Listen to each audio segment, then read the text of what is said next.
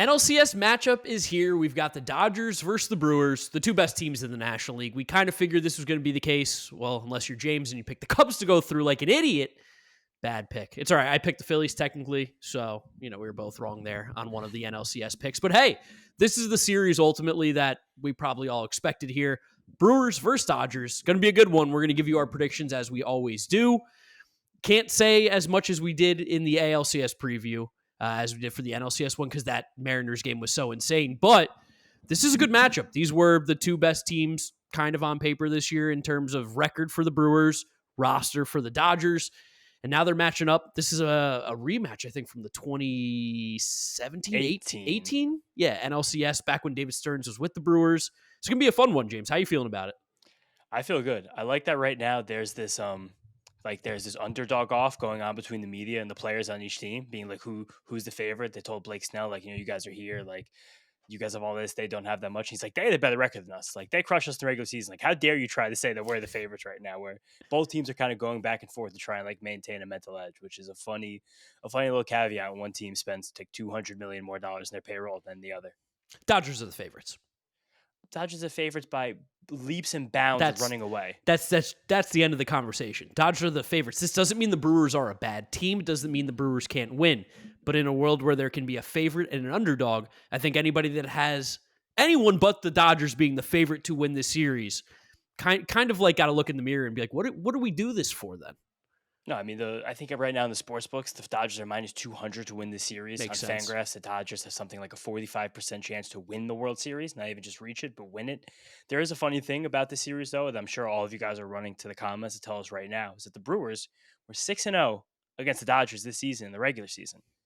We also know that doesn't really matter because the Brewers lost the regular season series against the Cubs. Can I give you another fun fact? Yeah, give me another one.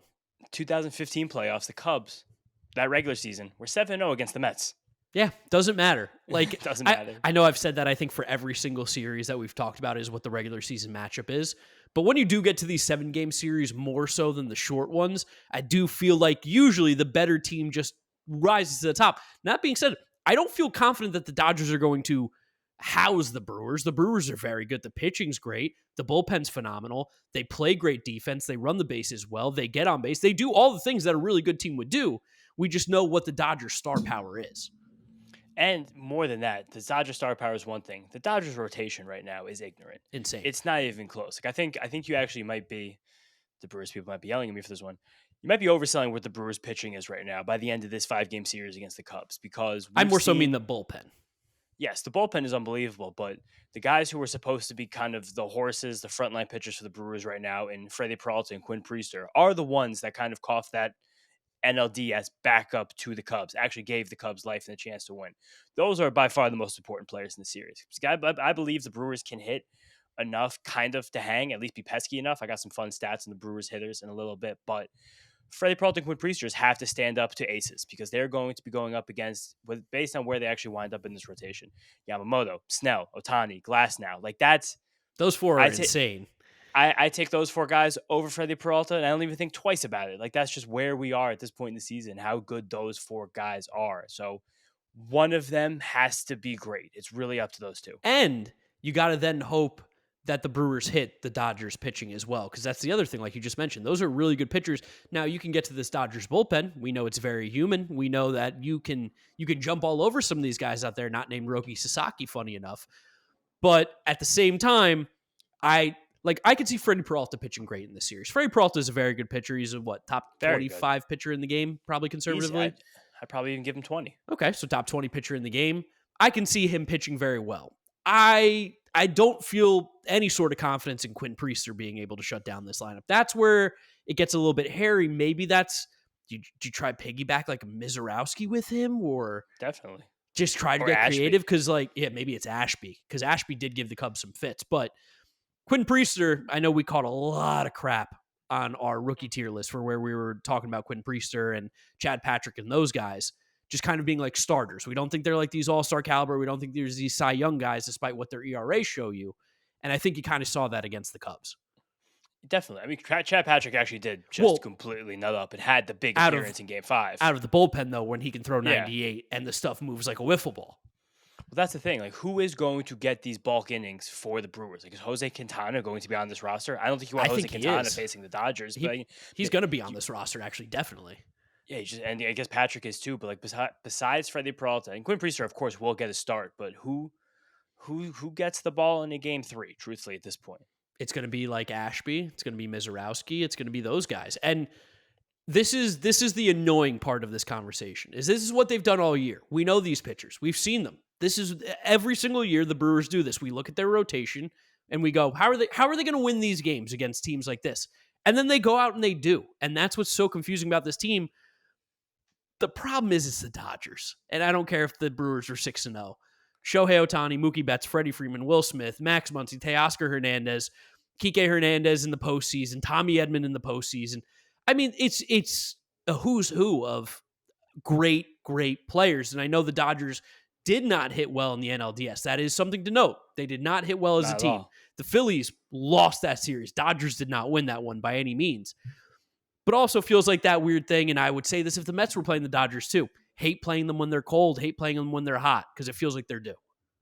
And the Dodgers, even if they're cold, again, like somehow, some way, we flip this around. Where the strength of their team is not the lineup this postseason like it was last year, when they just bludgeoned every team to death. It is that rotation, and I'm very curious with the Brewers with how kind of extreme and unique their play approach is if they're able to do this. The Brewers are the most patient team in Major League Baseball. No one swings less often than the Brewers. The Dodgers actually swing the fourth least in the league. No one swings less often on the first pitch than the Brewers. No one swings at pitches in the zone less often than the Brewers. And in turn, no one chases fewer pitches out of the strike zone than the Brewers. And I feel like the Dodgers are obsessed with first pitch strikes on the pitching side as well.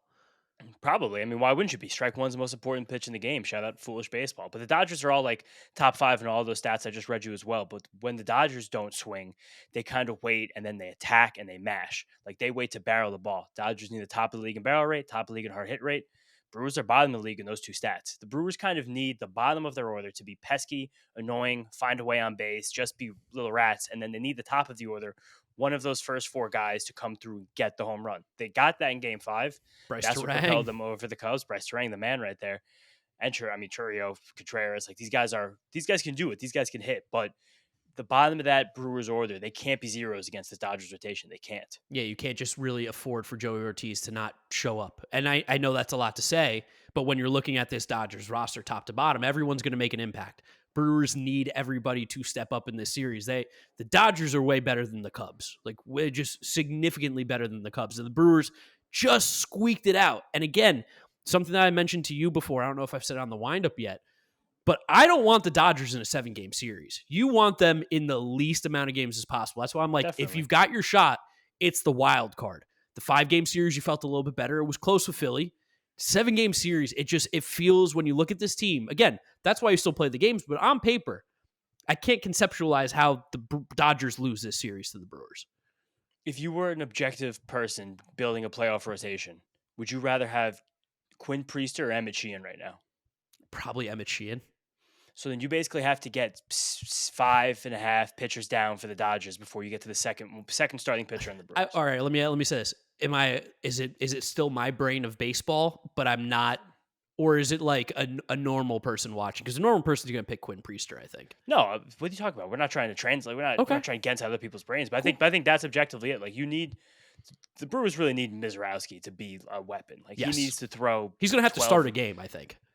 I think they're fine with using an opener in front of him. I think he's comfortable in that role. I think that's what they've done. Okay, that's fair. When I say start, I mean like he's going to have to throw 4 or 5 innings in a game. He can't just be like a 2-inning guy. No, that's just what happened in game 5. Like he was the guy. He was the bulk. He threw by far the most pitches in that game. He got the most swings and misses. He was nasty. He was great. Like he's the guy who has the stuff to totally upend these guys. And if they do what they did similarly in game 5, so I guess that would put Mizorowski on pace for game 3 even. You do something similar. It's McGill in the first inning. McGill gets the three animals, and then Miz comes in. You hope to get 5, and then hopefully you give up 1 through 6, and then you can get to the demons in the back. But that's kind of. I mean, you might see Ashby open like 3 games in this series, depending how long it goes, with Ohtani and Freeman being at the top of the order there, and just being like, go get the lefties, or maybe is DL Hall still healthy, or is he hurt? No, DL Hall I believe is injured. Okay. Because I'm like, I know the Brewers got weird lefties, and I would DL Hall's He's healthy, but he was inactive for the last series. Okay, so maybe in this one, I don't know. I mean, You but would have no, but I thought mean, against Michael Bush they too. Yeah, they had Robert Gosser instead. Like yeah, that's the role I think he'll be in. But again, even if you let a lefty start and face those two guys, then you have to face Mookie Betts and Teoscar Hernandez. yes, And those guys destroy lefties. So it's like the Dodgers kind of set it up where if you have to make that guy face three batters, like you are in for trouble. And if you want to try and sneak a second inning, you're really in you're trouble. really in trouble. Yeah, because they just absolutely mash lefties. And knowing the Dodgers, if they know you're going to do that, they'll be like, all right, Tommy Edman's going to hit towards the top of the order and get us at bat against a lefty. Maybe Priester just follows an opener in game one because he didn't even get out of the first inning. He was only starting the DS. So it's Yeah, like he's got lots. He's fresh. He's got bullets left in that. The Brewers have to prove they can hit enough to do this. And again, Now, the Dodgers didn't hit last series. But that being said, I want to give some praise to the Brewers hitters because you mentioned William Contreras and Jackson Chorio. Awesome. Really, really good hitters. William Contreras was battling an injury earlier this year, so that's why his numbers don't look as strong. But in terms of hitting the ball hard, getting on base, pitch selection, he's like one of the best in baseball at the catcher position. Jackson Chorio also dealt with injuries this year, had an incredibly slow start, but he has moments where he can just completely take over a game. He's electric. Christian Yelich is also on this team too. Just a professional hitter. Really, really, really good. Another guy hits the ball hard, gets on base. Like you see the kind of archetype that this Brewers roster has, and it's patient with power and some pop. But then you've got the pesky guys, and pesky guys in the postseason, they've had a track record of making some noise. A guy like a Caleb Durbin, or even not as pesky as he was previously, but Bryce Terang, what a season he's had. I don't want to say turnaround for his career. What a breakout he's had to become now one of the best second basemen in the game. I think breakout's a word that's kind of misused sometimes. Bryce Terang had a true breakout. Bryce Terang, I tweeted the other day, if you guys don't follow me, James Shiano on Twitter. His average swing speed last September, average bat speed is 65 miles an hour. So far in the postseason, 72 miles an hour. He this year has hit, I think it was 13 or 11 home runs that went at least 410 feet. His whole career to this point, it was only 4. Yeah. He has changed the entire, absolutely top to bottom, who he is as a player, especially as a hitter, finding power, getting 800 OPS this year, nearly a 2020 season. And great defense, shocking. too. Still amazing defense, and he still makes the same level of contact. He's really lengthened his swing. He's improved his bat speed. He's going out and getting the ball. He's attacking the ball out in front, trying to pull it. Top 5 OPS of all second basemen this season. It's amazing. But there is this funny thing too that goes on where the Brewers kind of get this mystique as being this ragtag bunch of guys. We threw this baseball team together.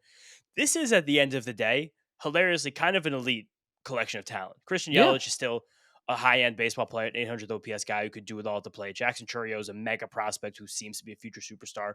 Bryce Terang's a former first-round pick. Sal Frelick's a former first-round pick. Andrew Vaughn, again, he was like the 4th overall pick, I think. Andrew Vaughn, 4th overall, 3rd overall, whatever. And then you still throw William Contreras on there, who's ascended to definitely being, besides Cal Raleigh, until this Cal Raleigh thing happened, he was considered the best hitting catcher in baseball. In terms of collection of talent, these are really good baseball players, and a lot of them are actually really great baseball players. They're not the Dodgers, but they are. This is some high-end fucking baseball players here. Now, of course, because we're not evil villains, let's go Brewers. Go Crew. Of course. All day. We're rooting for the Milwaukee Brewers. I want to see an upset. I would love to see the Dodgers fall. Maybe not you, James, because you got a stake bet, but I'll still do it. You'll see the Dodgers lose that stake? Happily. I have Dodgers Blue Jays right now as my 2-1s. All so right, it's not looking great, to be honest. But no, Blue Jays, tough loss. How about that bullpen? Regardless, this is gonna be a tough series for the Brewers to win. Everything points. No shit, Sherlock. Everything points to them not winning this one. So at the end of the day, what's your prediction there, James? I think Dodgers in 5. I just think the pitching. I think the pitching is going to be too much for what I expect from the Brewers pitching in a 7-game series. After going 5, when the Dodgers only got to go 4, reset everything. The Brewers can mostly reset because they still have Peralta pitched last time. That was Thursday, and Priester got through 30 pitches on Wednesday, so they got space and time. But it's not even I don't think the Brewers can hit. I think they'll actually be able to hit enough, but I just think they won't be able to hit enough for their pitching staff to hold up. Yeah, I guess we've seen the Dodgers get cold before. We just did. We've seen this team at times be cold. The bullpen still stinks for the Dodgers. There's no doubt about that. They're super, super not trustworthy at all. And I think Dave Roberts knows that as well and probably puts a little bit of a pit in your stomach if you're a Dodgers fan. But I'm going to take the Dodgers in 6 in this one. again, I as much as I want the Brewers to win, I can't get myself with a good heart being like, yeah, this is the Brewers series to lose. That's kind of what happens when you make your predictions here. And truthfully, with this, like Brewers fans, there will be an at bat in game 2 where you got Alex Vesia against Vaughn, or maybe against, I don't know, maybe Bowers actually, and it'll be like like an absolute pivotal moment in the series. Like that'll be the Well, sliding doors Bauer's moment. lefty, so Yeah, they want to pitch hitting for him if that's the case. But like you'll have a moment where no, it's gonna be Dot- Andrew Monasterio versus Alex Vesia. There it is. they're going to shake Alex Vesia, wake him up so he can pitch in the first dangerous moment possible when the lefties do up, and he's going to have to get a crazy out. It's going to be a 9-pitch at bat.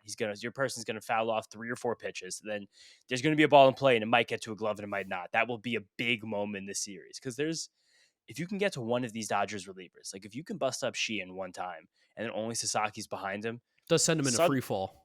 and suddenly that you have a lot of life and you kind of set them off whack. Where also, if one of these starters just can't give length, like then again you can do something. You And can have maybe the one guy out in the third patience inning. of their hitters could be a way to get these guys out quickly. Not talking because pitch counts in the playoffs are kind of not real. You kind of go more so with the feel rather than like how many pitches they're truly at. I know Skubal got yanked after close to 100, but like for the Dodgers, if these guys get in trouble, they'll yank them as soon as they possibly can. But also if they're rolling, they'll let these guys go. So maybe Actually, I don't know if they'll yank some of these guys as soon as they possibly can because the think Dodgers so? don't have enough behind these guys to where if they're not hitting and you yank a guy early, you again, like this is the thing, the free fall like we're talking about. If Blake Snell gets pulled in the third inning of a game, the Dodgers suddenly might have to play catch up if Sheehan gets hit after him. Like there's Sure, but if the queen had ball should be king. Like these games, shit, as yeah. much as we know the Dodgers are supposed to win these games and should be ahead, they're still not going to be like, well, let's give up this game because we're down I 2 say right now and we can't yank Snell because there's Andrew Vaughn coming up. that's the thing. I don't think that's them giving up a game. I think that the Dodgers know that based That's on why the I'm saying they parade would yank him.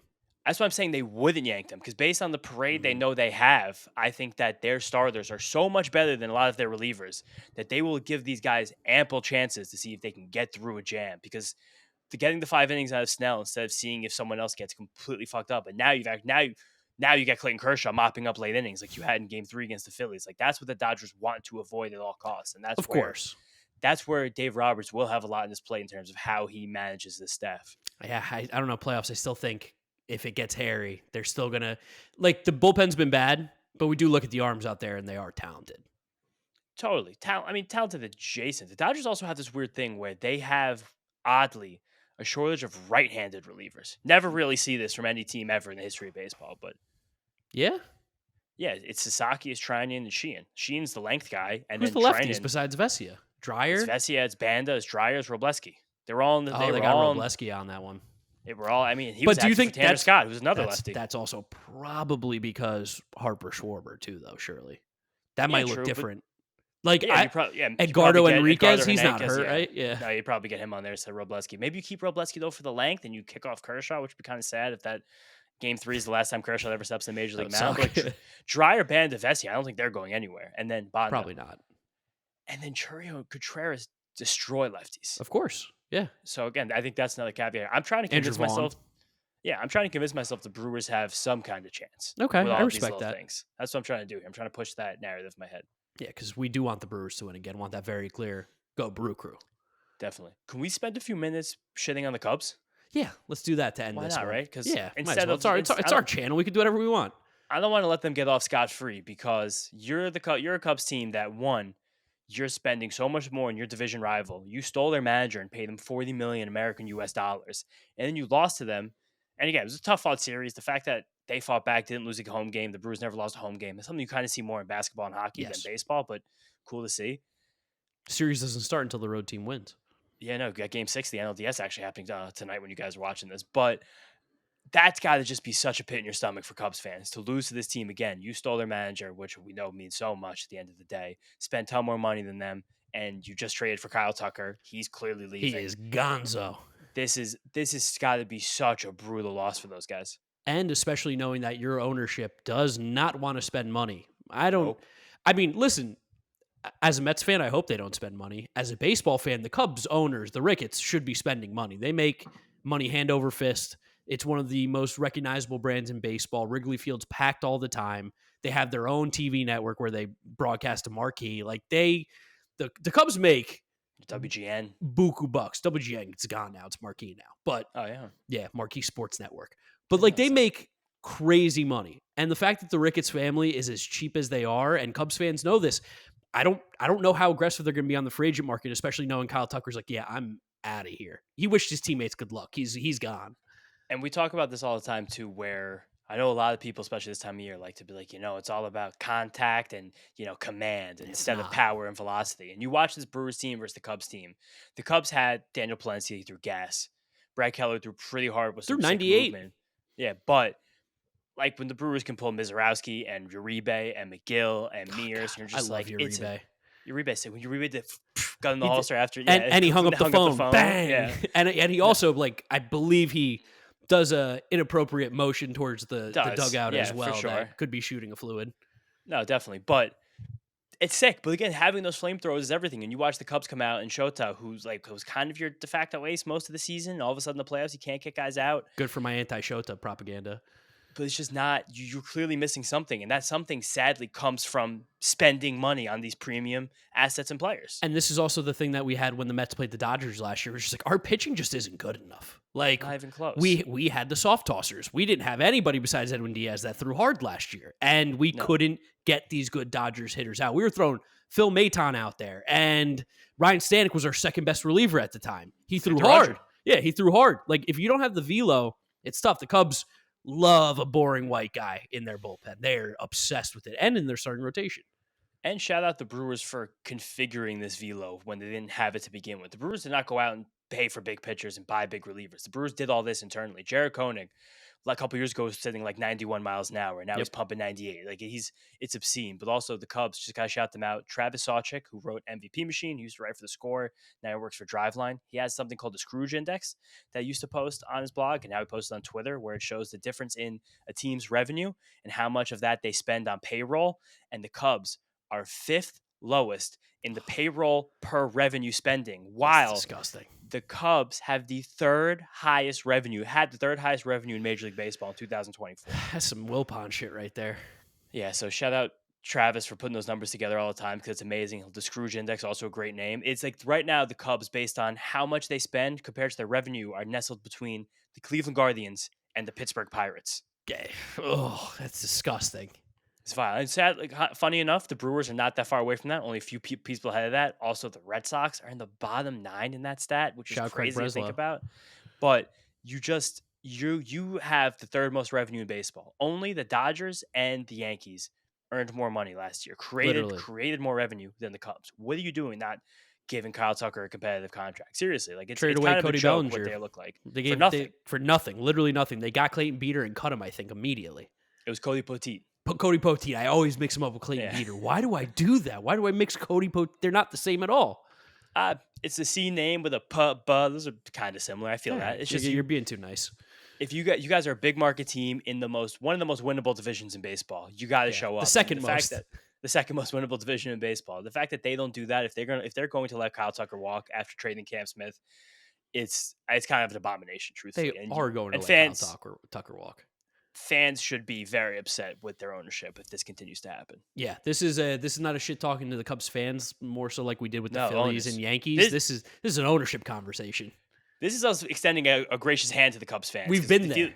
Yes, the Mets used to do this. I feel your pain right now. It sucks that that's where you're at. And again, losing a series like that to your division rival, when that hurts like hell. That sucks, especially when you hired their manager and the bench coach that was behind him was the guy who beat you. Shout out Pat Murphy. Pat Murphy gave an incredible bit of bait in this series, talking about like, how you guys have all these flamethrowers. When the media members asked him, like, how do you do? He's like, 100 miles an hour looks exciting, but these guys can hit anything. Pat Murphy, the Brewers had the second most 100-mile-an-hour pitchers in all of baseball this season, only behind the Cincinnati Reds. So it's just we all know how much velocity matters. I think these guys kind of like to stroke those coals and like play games with the media sometimes. So you've got the Dodgers in 5. I've got the Dodgers in 6. We're off to a rough start in the ALCS. Let's see how it does for the NLCS. That is it, though, for this video up on the Windup. Make sure you guys are subscribed. So much support on the last 2 videos. Crazy.